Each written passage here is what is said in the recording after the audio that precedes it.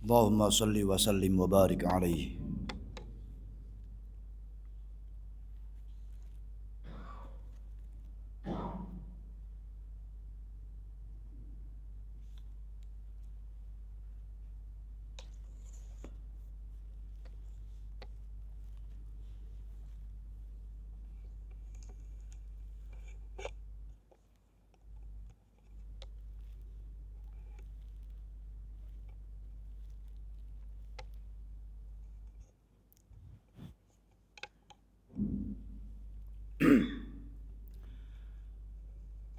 Assalamualaikum warahmatullahi wabarakatuh.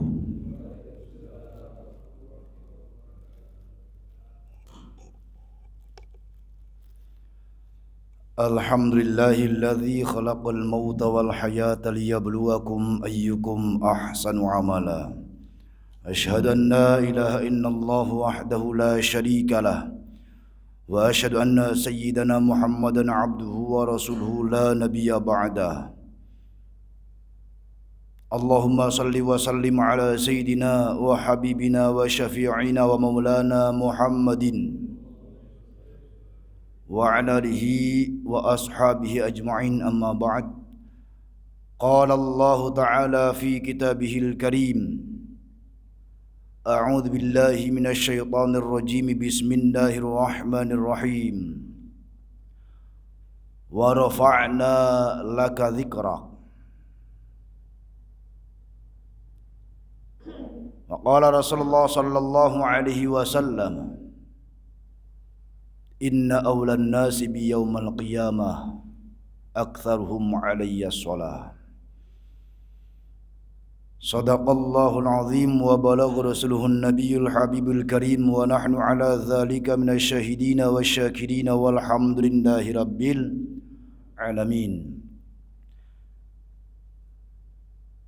Yang sama-sama kita hormati pengurus DKM Masjid Khairul Ummah, wabil khusus Bapak Ketua. Ini Pak Ketuanya mana? Absen. Sama-sama kita hormati pula tim Ubudiyah dan Dakwah, Bapak Ustadz Asmat,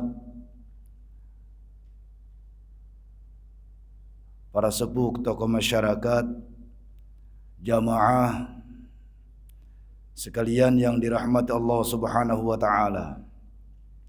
Alhamdulillahirabbil alamin, segala puji bagi Allah yang senantiasa melimpahkan berbagai karunia nikmatnya kepada kita semua, di antaranya nikmat iman dan Islam, nikmat sehat wal afiat, panjang umur, dan berbagai kenikmatan yang tiada terhingga, sehingga siapapun di antara hamba Allah yang hendak menghitung nikmatnya, niscaya tidak akan ada yang sanggup menghitungnya. Salawat beserta salam semoga tetap terlimpahkan kepada baginda Nabi Muhammad sallallahu alaihi wasallam, kepada keluarganya, sahabatnya, tabi'in, tabi'ut tabi'in, sampailah kepada kita selaku umatnya yang mudah-mudahan kelak di yaumil qiyamah kita layak mendapatkan syafaat Rasul. Amin ya rabbal alamin. Hadirin yang dimuliakan Allah Subhanahu wa taala. Masih dalam momentum kemuliaan bulan Rabiul Awal, di mana kemuliaan bulan ini telah Allah anugerahkan bagi alam semesta kelahiran makhluk yang paling mulia, yakni Nabi Muhammad sallallahu alaihi wasallam.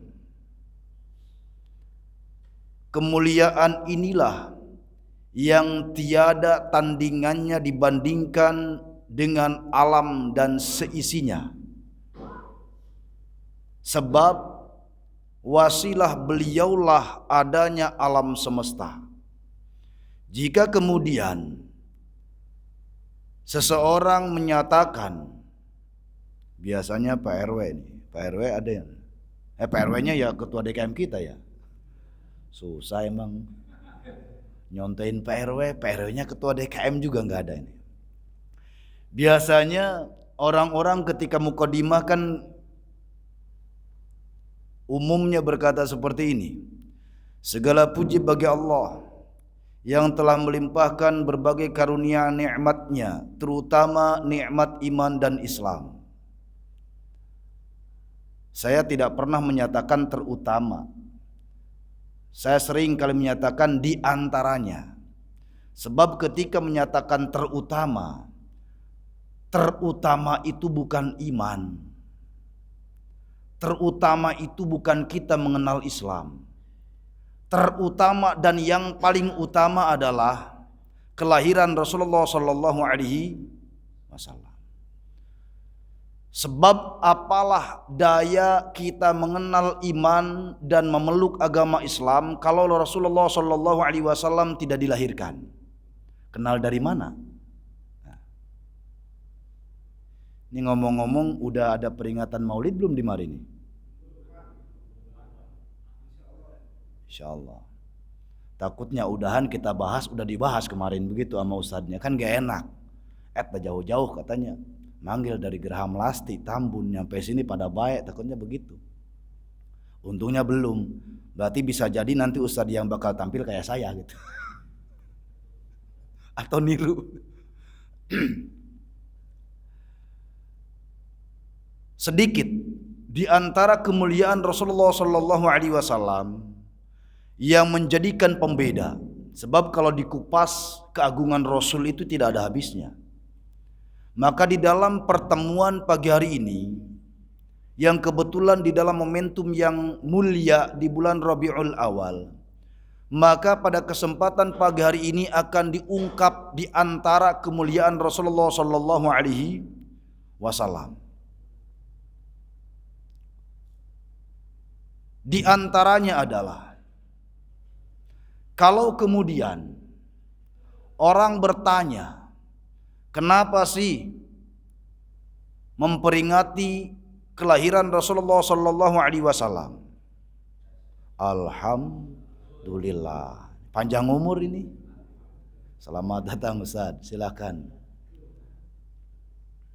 Sampai mana tadi?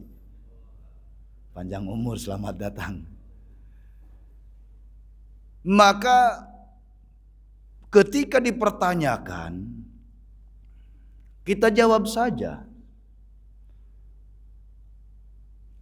Allah yang memerintahkan kita. Di dalam Al-Quran dinyatakan, Qul bifadlillahi wa birahmatika fabidzalika falyafrahu. Qul, katakanlah, bifadlika wa birahmatika, dengan keutamaan dan karunia rahmatmu ya Allah, fabidzalika falyafrahu, maka yang demikian itu bergembiralah.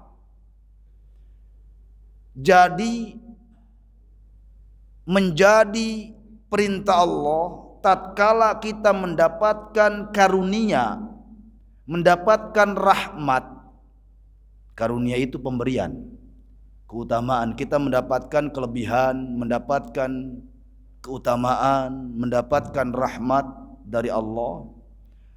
Fabidzalika falyafrahu, maka yang demikian itu bergembiralah. Maka sudah menjadi kodrat manusia ketika mendapatkan sesuatu nikmat pasti bergembira. Bergembiralah. Mendapatkan keturunan bergembira, mendapatkan rezeki bergembira, mendapatkan jabatan bergembira, mendapatkan kebaikan-kebaikan yang lain itu bergembira. Falyafrahu. Sementara keutamaan dan rahmat yang paling utama yang Allah hadirkan di muka bumi ini adalah kelahiran Rasulullah sallallahu alaihi wasallam. Maka tentu kegembiraannya berlipat ganda. Itu kan dalil umum, Ustadz. Kita tanya balik, emang ada larangannya? Kan jelas kullu bid'atin dolalah, itu juga dalil umum, tidak ada larangan.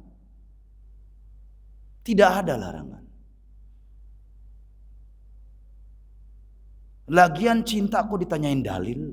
Orang cinta nggak bisa loh. Bapak kenapa cinta istri? Lah bingung. Dalilnya mana? Nggak ada. Ketika kita dikaruniai kelahiran anak, gembiranya luar biasa.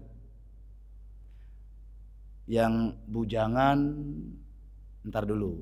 Yang baru nikah ntar ngerasain. Yang udah pada beranak, sebenarnya sih bukan pada beranak, yang beranak mah ya istrinya. Kita yang bikinnya. Betapa bahagianya ketika anak yang kita tunggu lahir. Betul? Bahagia banget. Padahal kita tidak tahu nih nasib anak kita bakal bener apa kagak gitu. Kan kita tidak tahu anak kita nasibnya seperti apa nanti. Bakal nyelamatin kita atau nyelakain kita. Tapi yang ada ketika anak kita lahir, bahagia. Falyafrahu. Wah, ini karunia kok, bergembira. Lah sementara Nabi udah jelas lahirnya itu membawa roh. Lah tentu bergembiranya berlipat ganda dong. Berlipat ganda. Jelas kok Nabi kelahirannya ditunggu-tunggu oleh para nabi dan rasul. Menjadi wasilah asbab adanya alam semesta itu Nabi. Sebab mustahil surga neraka tercipta kalau Nabi tidak diciptakan. Kalau Nabi dilahirkan itu surga nganggur, Pak. Lah buat apa surga? Surga diperuntukkan bagi orang-orang yang beriman, beramal solih. Lah iman dari mana kita mengenal? Ya. Iman dari mana kita mengenal? Kalau bukan dari Rasulullah sallallahu alaihi wasallam ini. Jadi katakanlah dengan keutamaan dan rahmat Allah karunia-Nya, maka yang demikian itu bergembiralah. Pasti bergembiralah. Nabi aja secara sederhana pribadi beliaunya merayakan kelahiran beliau dengan puasa Senin. Lah ilok Nabi merayakan kelahiran sendiri dengan ramai-ramai. Alay banget. Kita merayakan. Kan yang nampak kebahagiaan betapa ciri positifnya adalah ketika orang mengucapkan selamat. Ilok, happy birthday to me. Kan gak enak banget. Kayak gak ada yang nyelamatin gitu. Nah, tentu kebahagiaan dan keutamaan itu tatkala banyak orang yang mengucapkan. Ilok ngucapin diri sendiri. Kayak gak ada yang mencintai gitu. Selamat ulang tahun untukku. Kayak gak ada yang ngucapin gitu. Ya tentu Nabi dengan kesederhanaannya mensyukuri atas kelahirannya. Ketika ditanya oleh sahabat, wahai Rasul, kenapa engkau berpuasa Senin? Rasul menjawab, karena ini hari kelahiranku. Sebagai bentuk syukur. Itu kesederhanaan Nabi. Lah mustahil ilok Nabi merayakan. Nabi itu paling pemalu-pemalunya makhluk Allah. Emang kita apa-apa alay kalau kita. Maka inilah yang menjadi landasan umat Islam seluruh penjuru dunia, mayoritas. Kalau saya bilang mayoritas berarti ada yang minoritas, bagen. Biarin. Yang minoritas mah enggak punya teman. Hadirin yang dimuliakan Allah Subhanahu wa taala. Di antara keutamaan Nabi Muhammad SAW dibandingkan dengan Nabi dan Rasul lainnya, Allah menyatakan di antara ayatnya adalah surah Al-Insyirah ayat 4. Wa rafa'na laka dzikrak. Di dalam surah Al-Insyirah ayat 4, wa rafa'na laka dzikrak. Wa rafa'na, dan kami angkat, laka bagimu Muhammad, dzikraka, sebutanmu. Jadi Allah menegaskan melalui ayatnya ini mengangkat derajat Nabi setinggi-tingginya. Wa rafa'na, kami mengangkatmu Muhammad, dzikrak, berbagai sebutan. Jadi Allah mengangkat kedudukan Rasulullah sallallahu alaihi wasallam dengan menyebut namanya. Qala Mujahid, Imam Mujahid menyatakan yakni bitta'dzin. Allah mengangkat derajat Nabi Muhammad SAW di dalam penyebutan, yakni dengan kalimah azan, ta'dzin, panggilan solat. Wa fihi yaqulu Hasan bin Sabit, dan di dalam ta'dzin Hasan bin Sabit ini berkata di dalam syairnya, aghurru alaihi lin nubuwati khatamun minallahi masyhudun yulwah wa yushadu wa dhammal ilahu isman nabi ila ismi idza qala fil khamsil muadzinu ashhadu. Jadi Hasan bin Sabit itu seorang penyair. Sebelum dia masuk Islam, dia terkenal sebagai penyair ulung. Maka ketika dia masuk Islam, karena senang dan bangganya dia bersyair. Beliau bersyair di hadapan Nabi. Beliau minta izin kepada Nabi. Bahkan Nabi ketika Hasan bin Sabit minta izin, maka Nabi mendudukan Hasan bin Sabit di mimbar di dalam masjid. Hal ini diabadikan di dalam hadis Sahih Bukhari jilid pertama. Ini sekaligus Pak dalil bolehnya sholawatan di masjid. Boleh Pak. Pujian, nyanyian Islami, ini bolehnya Pak. Jadi kita nggak perlu alergi amat. Nabi kok mengizinkan. Saya bacakan hadisnya. Di dalam Sahih Bukhari dikatakan, babu syi'ri fil masjid.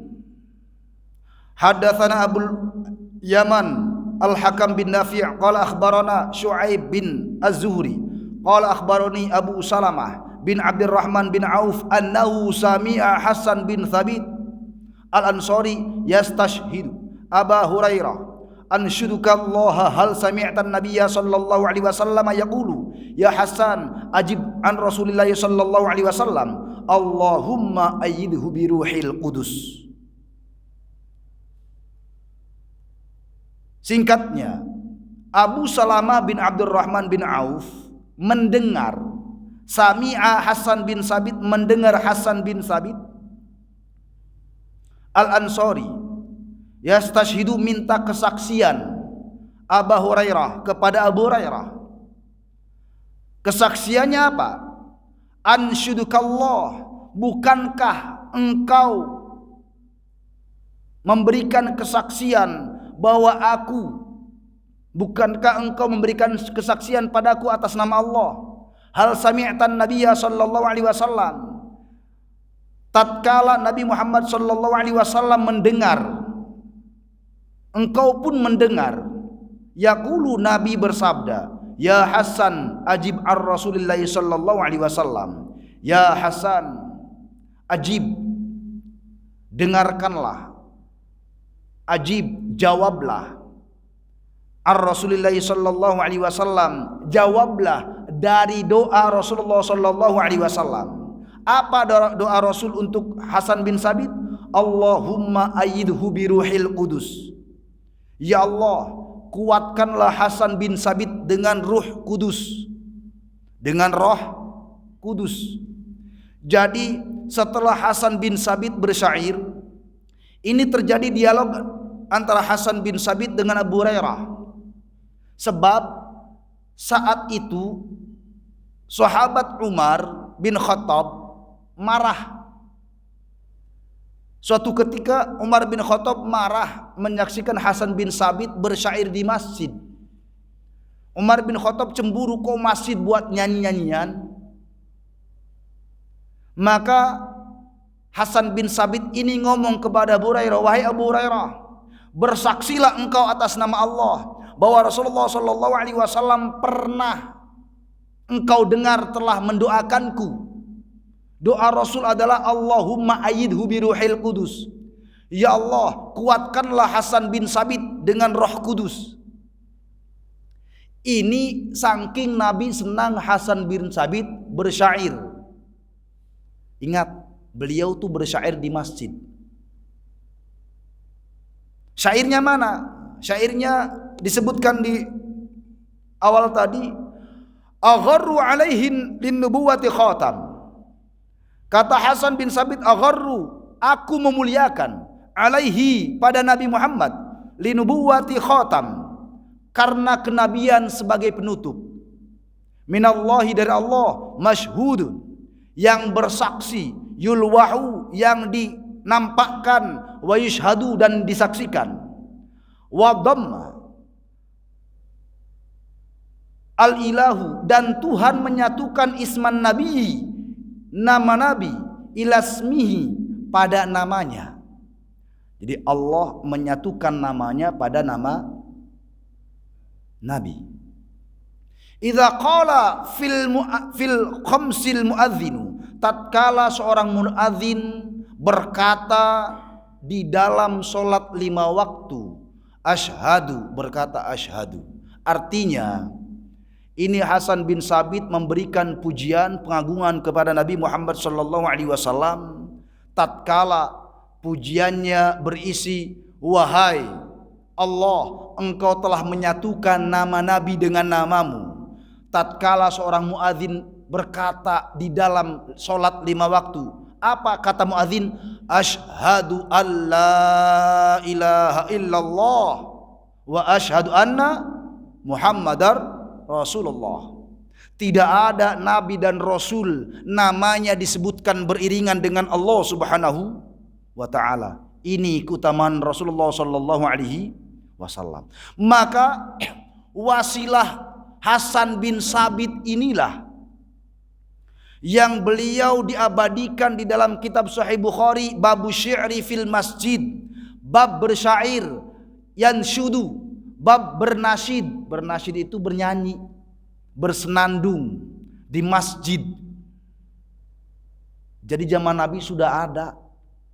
Ini dalil kita bolehnya sholawatan di sholawatan, pujian, atau menyanyikan kalimat-kalimat yang menggugah ruhani kita agar ingat kepada Allah. Ini sudah dimulai oleh Hasan bin Sabit.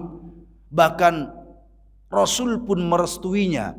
Dan saking bangganya Rasul setelah mendengar pujian syairnya Hasan bin Sabit, Rasul mendoakan dia, Allahumma ayyidhu biruhil qudus. Ya Allah, kuatkanlah Hasan bin Sabit dengan Roh Kudus. Roh Kudus itu siapa?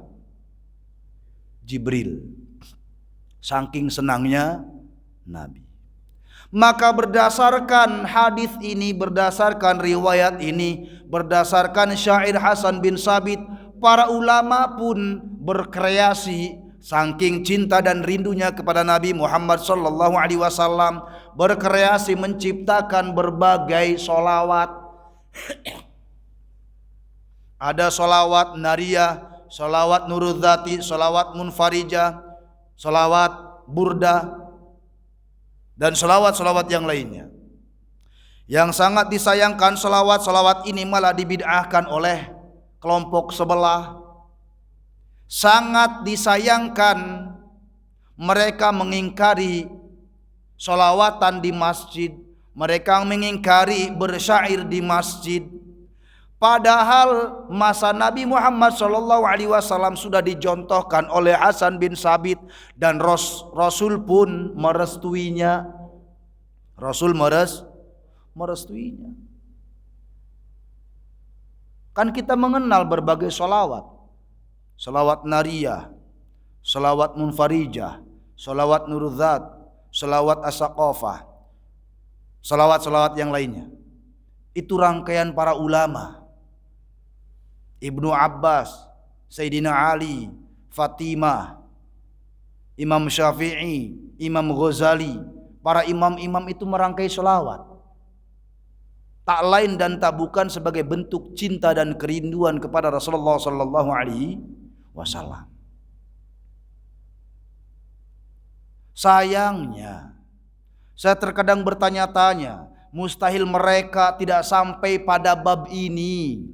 Apalagi ini, seringkali mereka menyatakan bagaimana kalau berdalil itu hadis sahih. Ilok apa bahasa Indonesianya? Masa sih? Ilok. Ini Sahih Bukhari jilid pertama baru ke halaman 90 kagak nyampe ini bab beginian. Atau karena tidak sesuai dengan kepentingan mereka, bab beginian disobek, bab beginian dilimpet. Sebab seringkali banyak distorsi, pengkaburan sejarah, perusakan kitab-kitab yang dilakukan oleh orang-orang mereka. Banyak pengingkaran-pengingkaran yang dilakukan mereka padahal jelas ada dasar dalilnya. Loh, ini hadis Sahih Bukhari kok mau dibantah apa? Sahih Bukhari masih halaman awal-awal 90. Babu syi'ri, judulnya aja Babu syi'ri fil masjid, bab bersyair di dalam masjid. Rasul menyaksikan dan merestui. Rasul senang.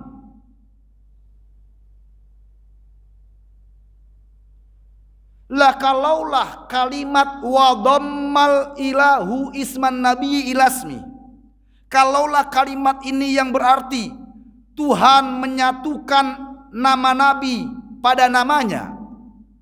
Ini kan kalau sepintas orang sebelah mengartikannya berlebihan sekali. Seakan-akan Nabi bersejajar dengan Allah. Mereka nggak ngerti bahasa sih. Sepintas kan seperti itu, seakan-akan mengkultuskan Nabi sampai seakan-akan sejajar dengan Allah. Tidak, Allah yang menyatakan seperti ini, Allah yang menetapkan seperti itu.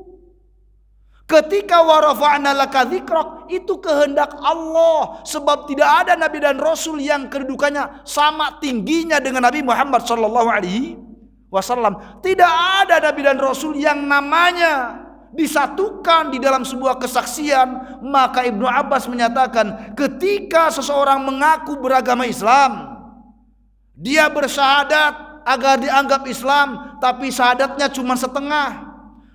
Asyhadu an la ilaha illallah, aku bersaksi bahwa tidak Tuhan kecuali Allah. Hanya kalimat itu, namun enggan melanjutkan kalimat wa asyhadu anna Muhammadar Rasulullah, fahuwa kafir. Dia bersyahadat menyatakan tiada Tuhan kecuali Allah, namun karena enggan dan sombongnya tidak mengikuti kalimat berikutnya, Ibnu Abbas menyatakan dia kafir, tertolak keislamannya. Ini bukti wa rafa'na laka dzikrak, kami angkat bagimu Muhammad sebutanmu. Bahkan Ibnu Abbas menyatakan begini,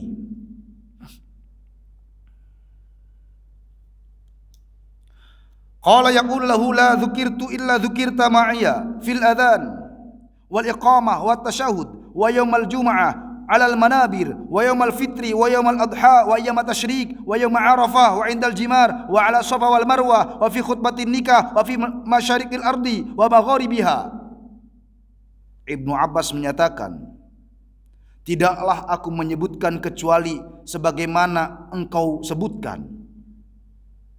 Ini ngomong kepada Ad-Dhahak, bahwa Nabi namanya disertai di dalam azan, dalam iqamah, dalam tasyahud, di hari Jumat, di atas mimbar-mimbar, di hari fitri, di hari adha, Idul Fitri, Idul Adha, dan hari-hari tasyrik, di hari Arafah, wa indal jimar, dan ketika melempar jumrah, wa ala safa wal marwah, dan ketika lari-lari kecil antara bukit Safa dan Marwah, wa fi khutbatin nikah, dan di dalam khutbah nikah, wa fi masyariqil ardi wa magharibiha, dan Nabi Muhammad sallallahu alaihi wasallam disebut-sebut dari ujung timur sampai ujung barat.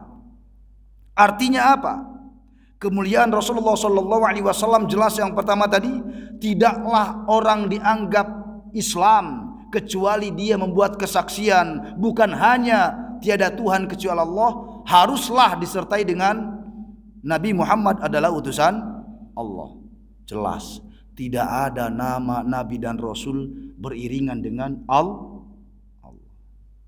Di dalam azan, di dalam iqamah, di dalam tasyahud, di hari Jumat di atas mimbar-mimbar, di hari fitri, di hari Idul Adha, di hari-hari yang penuh keramat Nabi Muhammad SAW disebutkan. Bahkan batalah ibadah seseorang tatkala Nabi Muhammad SAW tidak disebutkan namanya. Di antaranya wajibnya bersolawat yang di dalamnya menyebut nama Nabi Muhammad SAW tatkala seseorang bertasyahud, khususnya tasyahud akhir, sebab tasyahud awal hukumnya sunnah ab'ad. Dan kalau orang enggan bersolawat menyebut nama Nabi di dalam solat, batal solatnya. Ketika seseorang berkhutbah Jumat enggan menyebut nama Nabi di dalamnya, batal batal khutbah Jumatnya. Dan berbagai kekeramatan, kemuliaan Nabi Muhammad SAW di berbagai kesempatan. Maka inilah bukti betapa tingginya kedudukan derajat Rasulullah SAW. Hadirin yang dimuliakan Allah Subhanahu wa taala. Bahkan dikatakan waqila rafa'na dzikraka 'indal malaikati fil masad fis samai wa fil ardi 'indal mu'minin wa narfa'u fil akhirati dzikraka bima nu'tika minal maqamil mahmud. Dikatakan kami mengangkat sebutanmu Muhammad yang dilakukan oleh para malaikat di langit. Apa yang dilakukan oleh para malaikat di langit? Para malaikat sampai hari kiamat mereka bersolawat kepada Nabi Muhammad SAW. Wa fil ardi 'indal mu'minin, dan kami angkat sebutanmu Muhammad di bumi oleh orang-orang yang beriman. Wa narfa'u fil akhirah dzikraka bima nu'tika, dan kami angkat di akhirat sebutanmu dengan apa yang kami anugerahkan padamu. Minal maqamil mahmud, dari kedudukan yang sangat terpuji. Artinya Allah mendudukan Nabi Muhammad SAW di derajat paling tinggi di antara para nabi dan rasul lainnya. Apa yang dimaksud rafa'na dzikraka 'indal malaikah fis sama? Jelas di dalam Al-Qur'an sudah menjadi kemakluman tatkala Allah berfirman innallaha wa malaikatahu yusalluna 'alan nabi ya ayyuhalladzina amanu sallu 'alaihi wa sallimu taslima. Sesungguhnya Allah beserta para malaikatnya bersolawat kepada Nabi Muhammad SAW. Wahai orang-orang yang beriman, bersolawatlah kalian kepada Nabi Muhammad SAW dengan sebaik-baik solawat. Lah perhatikan kalimatnya, sesungguhnya Allah beserta para malaikatnya bersolawat. Pak, kapan Allah beserta para malaikatnya bersolawat kepada Nabi Muhammad? Kapan? Di dalam terjemah tidak ada kapannya, itu nggak ada. Karena terjemahnya cuman sesungguhnya Allah dan para malaikatnya bersolawat kepada Nabi. Yang jadi pertanyaan, kapan? Kapan Allah dan para malaikat bersolawat? Nah, kalau di dunia pesantren sudah jelas dikupas dari susunan bahasa. Yusalluna itu fi'il mudhari, sebagaimana yang dimaklumi fi'il mudhari itu mempunyai dua zaman. Yang pertama zaman hal, yang kedua zaman mustakbal. Apa yang dimaksud fi'il mudhari? Zaman hal dan mustakbal. Fi'il mudhari itu adalah pekerjaan zaman hal yang dilakukan saat itu, wal mustakbal, dan pekerjaan yang dilakukan sampai masa depan yang akan datang. Artinya melalui ayat ini yang menggunakan fi'il mudhari, Allah dan para malaikatnya bersolawat saat itu, menunjukkan Allah tatkala turunnya ayat sampai hari kiamat berkaitan dengan fi'il mudhari zaman mustakbal, maka Allah beserta para malaikatnya bersolawat sampai hari kiamat. Itu loh agungnya. Agungnya di situ, keagungan Rasulullah sallallahu alaihi. Allahumma shalli ala sayyidina Muhammad. Kemudian yang dipertentangkan oleh sekelompok orang ini adalah hanya karena semata-mata zaman Nabi tidak ada. Loh, banyak kok amalia zaman Nabi tidak ada, sekarang ada kok. Banyak. Selama itu tidak melanggar syariat, tidak bertentangan dengan syariat, tidak bermasalah. Al-Quran di zaman Nabi tidak ada pembukuan. Padahal pembukuan Al-Quran itu sangat penting. Tanpa pembukuan Al-Quran mustahil lestari Al-Quran sampai zaman sekarang. Tuh. Di zaman Nabi tidak ada Al-Quran titik, harokat tidak ada, Pak. Al-Quran zaman Nabi tidak ada titik dan harokat. Dan kalau kita menilik Al-Quran yang dibukukan pada masa Sayyidina Utsman saja, itu belum ada titik, belum ada harokat. Dan itu memakai khot kufi. Kalau kata kita mah khot kufi itu khot balok lah, orang kayak balok gitu ya. Itu nggak ada titik, boro-boro harokat. Nah kita terus bagaimana membedakan antara ta, fa, ba? Nah kalau orang Arab tulen mah tahu. Itu kayak yang pinter. Zaman Nabi, zaman sahabat nggak ada Al-Quran titik, boroning harokat. Gimana cara bacanya? Jadi titik dan harokat, pembukuan Al-Quran, titik dan harokat di zaman Nabi tidak ada. Zaman sahabat Khulafaur Rasyidin hanya pembukuan, titik dan harokat belum lahir. Ketika sampai kita sekarang titik dan harokat ada lengkap dengan wakofnya, itu bid'ah, Pak. Padahal itu bagian dari agama. Lah kata sebelah kalau ujung-ujungnya mereka bingung itu ketika dipertanyakan bahwa pasti bid'ah itu akan ada, mereka akhirnya bingung. Lah kan yang dimaksud tidak boleh itu bid'ah bagian agama. Lah Al-Quran itu bagian agama. Nyatanya zaman Nabi tidak ada titik harokat, sekarang ada. Al-Quran bukan bagian agama, bagian agama. Bid'ah kan itu Al-Quran. Bayangin Pak, Al-Quran sampai kita nggak ada titik, nggak ada harokat, gimana Pak? Yang gondrong sekarang aja pada malas bacanya, yang udah lengkap aja masih blepetan bacanya. Gimana kalau Al-Quran sampai detik ini sampai kepada kita tanpa titik, boroning harokat, buta kita Pak? Bayangin, Al-Quran tidak ada titik, bagaimana bacanya? Bismillah nggak ada titiknya Pak. Bismillahirrahmanirrahim, nunnya nggak ada titiknya. Nirrahim, ha, ya nggak ada titiknya nggak. Lah gimana bacanya Pak? Zaman Nabi. Jadi banyak di zaman Rasul tidak ada, di kemudian hari ada, yang bahkan berkaitan dengan agama selama tidak bertentangan dengan syariat tidak masalah. Zaman Nabi sholat taraweh cuma 2 malam, ketiga malamnya Nabi tidak datang. Mereka paling getol sholat tarawehnya, bahkan sampai hataman Quran dalam sholat taraweh. Zaman Nabi nggak ada. Bukankah taraweh bagian dari agama?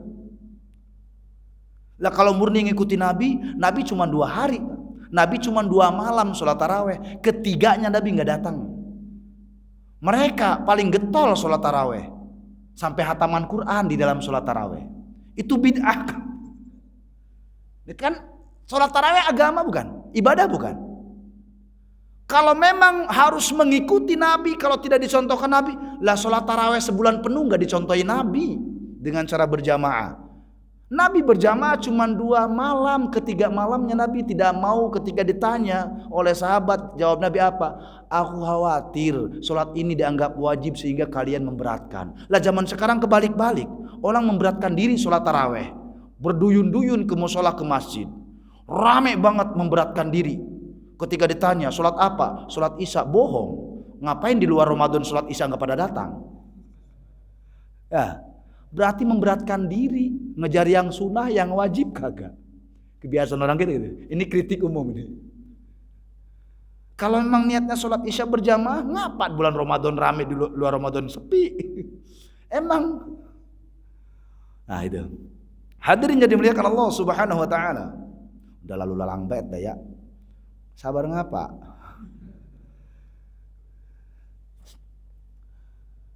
Kemudian terakhir,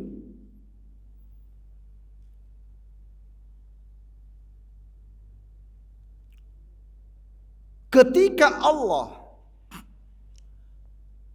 memproklamirkan diri bahwa dirinya dengan para malaikatnya bersolawat kepada Nabi Muhammad SAW, kemudian Allah menyeru kepada orang-orang beriman untuk bersolawat kepada Nabi.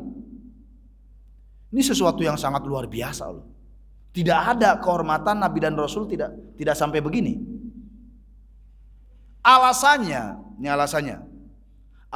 diungkap oleh As-Sayyid Abu Bakar Al-Ma'ruf Al-Sakhan. Di dalam kitab Kifayatul Atqiyah, beliau menyatakan alasannya. Sampai segitunya Nabi diperlakukan. Li'annahu sallallahu alaihi wasallam huwal wasitatul uzma lana fi kulli ni'mal bal huwal ijadu fi kulli makhluk kama qala dzul jalali wal ikram laulaka ma khalaqtul aflaq. Li'annahu sallallahu alaihi wasallam huwal wasitatul uzma lana fi kulli ni'mal. Karena Nabi Muhammad sallallahu alaihi wasallam adalah penengah, wasitatul uzma. Wasit artinya penengah. Wasit, Pak tahu wasit, Pak? Itu bahasa Arab. Artinya nama penengah itu harus adil, Pak. Jadi Kanjeng Nabi itu penengah. Wasitatul uzma lana fi kulli ni'mah. Kanjeng Nabi itu penengah agung atas segala nikmat. Ini nih. Ini saya menganalogikan. Ini kan katakanlah kita sebagai makhluk berhadapan dengan Allah, di tengah-tengahnya tuh Kanjeng Nabi. Wasitatul uzma, penengah agung atas segala nikmat. Namanya penengah, Pak, harus berbagi dalam keadilan. Kita hendak mendapatkan poin tergantung wasit. Senengin wasit. Ya. Wasitatul uzma lana fi kulli ni'mah. Nabi Muhammad sallallahu alaihi wasallam penengah agung atas segala nikmat. Perhatikan, atas segala nikmat. Kalau tadi dikatakan kenikmatan yang luar biasa, kita mengenal iman dan Islam. Gitu ya. Oh, kenikmatan banyak, panjang umur nikmat, sehat walafiat nikmat, rezeki berlimpah nikmat, anak bertambah nikmat, istri satu aja nggak berani 2, 3, 4 mah. Nikmat loh itu. Itu semua sampai kemudian kelak orang-orang yang beriman dimasukkan surganya Allah atas nikmatnya. Penengahnya adalah Nabi Muhammad sallallahu alaihi. Jadi Kanjeng Nabi itu penengah agung, wasit agung lah. Wasit agung atas segala nikmat. Jadi apapun motif kenikmatan seluruh alam semesta ini, itu wasilahnya Kanjeng Nabi Muhammad sallallahu alaihi wasallam. Loh, kok segitunya amat? Ya Allah sendiri kok yang menyatakan hebatnya mengangkat Kanjeng Nabi. Wa ma arsalnaka illa rahmatan lil. Loh, Allah yang mengutus Kanjeng Nabi untuk semesta alam. Lagi-lagi ini pembeda dengan Nabi dan Rasul yang lain. Kalau Nabi dan Rasul yang lain itu rahmat hanya bagi sekelompok kaum. Kalau bapak-bapak membaca sirah nabawi, nabi-nabi terdahulu atau rasul-rasul terdahulu, itu hanya diperuntukkan bagi kaum-kaumnya saja. Nabi-nabi yang lain itu hanya diperuntukkan kaum yang ada saat itu. Tapi Kanjeng Nabi buat kaum semesta alam. Itu hebatnya. Jadi tidak pandang jarak, tidak pandang ruang dan waktu. Maka beliaulah sebagai penengah agung atas segala nikmat. Yang saya bilang tadi, kenikmatan finalnya orang-orang yang beriman kelak dari kiamat masuk surga. Dari mana kita mengenal iman? dari Nabi Muhammad sallallahu alaihi. Bal huwal ijadu fi kulli makhluk, bahkan beliau adalah intisari. Beliau itu intisari makhluk. Intisari itu formula. Apa ya intisari? Intisari itu formula, cetakan awal. Jadi makhluk alam semesta ini tidaklah mungkin ada kecuali Rasulullah sallallahu alaihi wasallam dilahirkan.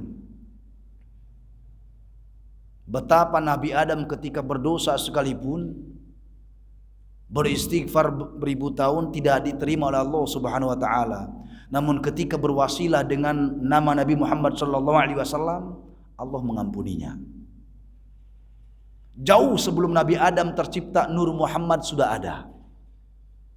Kama qala Dzul Jalali wal Ikram, sebagaimana hadis qudsi Allah Subhanahu wa taala yang maluhur, yang maha tinggi. Andai tidak kuciptakan engkau Muhammad, tidaklah kuciptakan alam semesta. Allah yang menyatakan, kalau aku tidak menciptakanmu Muhammad, enggak bakal kuciptakan alam semesta. Ya tadi puncaknya manusia di alam akhirat kalau tidak surga dan neraka. Puncaknya itu kok di akhirat, surga neraka. Surga bagi siapa? Bagi orang-orang yang beriman. Lah, iman dari mana kita kenal? Kalau bukan dari Rasulullah sallallahu alaihi wasallam. Demikian, karena mata saya tidak sabar dengan lalu lalang di luar, tidak mungkin. Saya enggak khusyuk, takutnya salah ngucap gitu ya. Cukup sekian, nanti obrolan kecil boleh di luar. Mudah-mudahan dengan sedikit pengetahuan, ketegasan tentang keagungan Rasulullah sallallahu alaihi wasallam, baik melalui ayat Al-Qur'an maupun melalui Al-Hadis, maka yakinilah sebagaimana perintah Allah kepada orang-orang yang beriman untuk bersolawat kepada Nabi, maka Nabi pun memberikan hadiah, memberikan sertifikat, memberikan jaminan Rasulullah sallallahu alaihi wasallam di dalam sabdanya, inna aulan nasi bi yaumal qiyamah aktsaruhum alayya shalah. Sesungguhnya golongan manusia yang pertama kali bersamaku dari kiamat adalah mereka yang paling banyak membaca sholawat. Maka senantiasalah setiap saat, setiap waktu lisan kita basah dengan membaca sholawat kepada Nabi Muhammad sallallahu alaihi wasallam. Mudah-mudahan Allah lembutkan hati kita untuk menjalankan syariatnya, untuk menjalankan risalahnya, sehingga layaklah kita mendapatkan predikat hamba Allah yang beriman dan bertakwa. Amin ya rabbal alamin. Allahumma salli ala Sayyidina Muhammad. Allahumma salli ala Sayyidina Muhammad. Allahumma salli ala Sayyidina wa Habibina wa Syafi'ina wa Maulana Muhammad. Allahumma salli wa sallim wa barik alaihi. Demikian, mohon maaf kalau ada tutur kata yang kurang berkenan. Wallahul muwafiq ila aqwamit thoriq. Assalamualaikum warahmatullahi wabarakatuh.